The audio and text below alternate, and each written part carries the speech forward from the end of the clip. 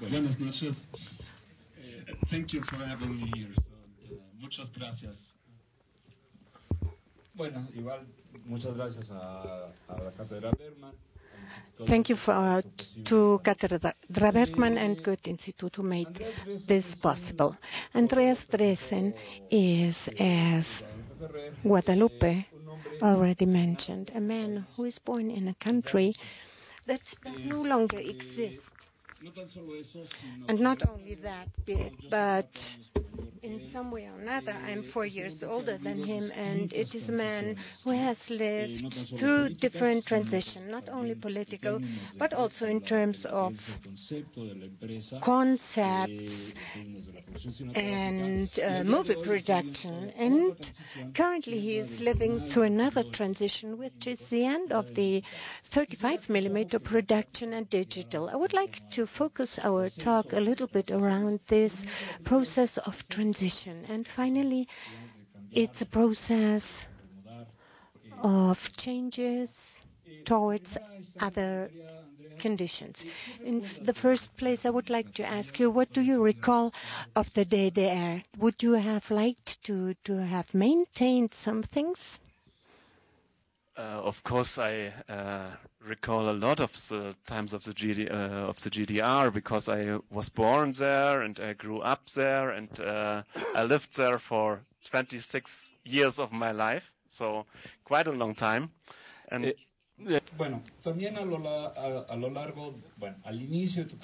also, at the beginning of your career in the GDR, you had the state production firm, DEFA.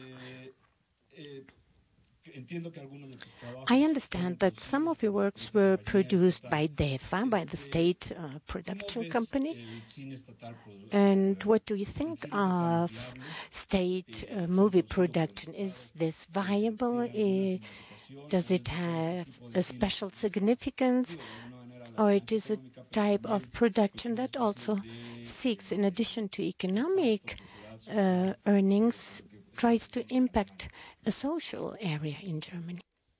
So, first of all, to come back to the first question, so I grew up in East Germany, as I told, and I lived there for 26 years of my life and got my education there at the film school in Potsdam-Babelsberg, and that was a very traditional film education, I could say.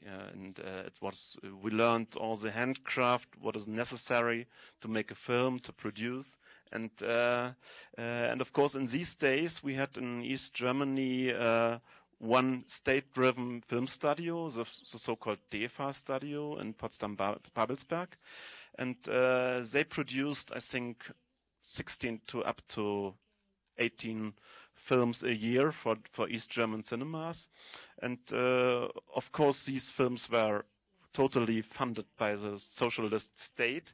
And of course, there was also a little pressure on that because you could say censorship. Because it was not so easy to speak about everything in East Germany. So, but you know, in times of dictatorship, sometimes art can have nice results. As we can see right now, all these wonderful films coming from Iran.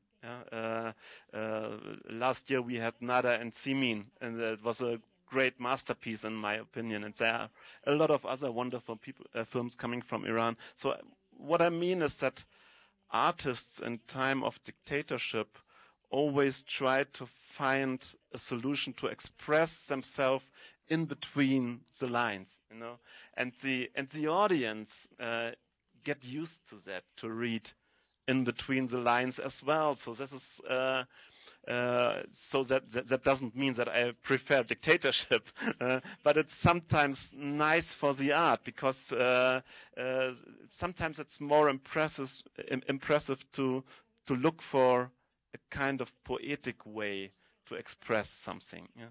And that's what many artists in former DEFA studios in East Germany did.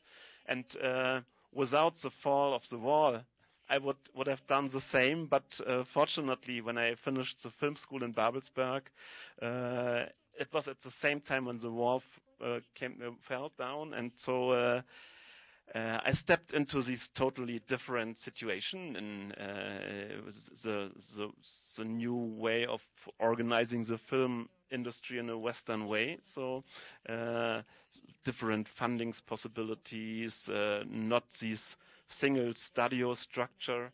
And that was very, very interesting to me, but also a kind of shock in the beginning. Yeah. And for that reason, the very nice education in Babelsberg helped me a lot to get into these structures, because it helped me to, for example, to shoot a TV production in 21 or 21 to 25 days of shooting, and which is not so easy. But it was maybe from that point of view I have now a little bit boring. It was the traditional way of following the industry.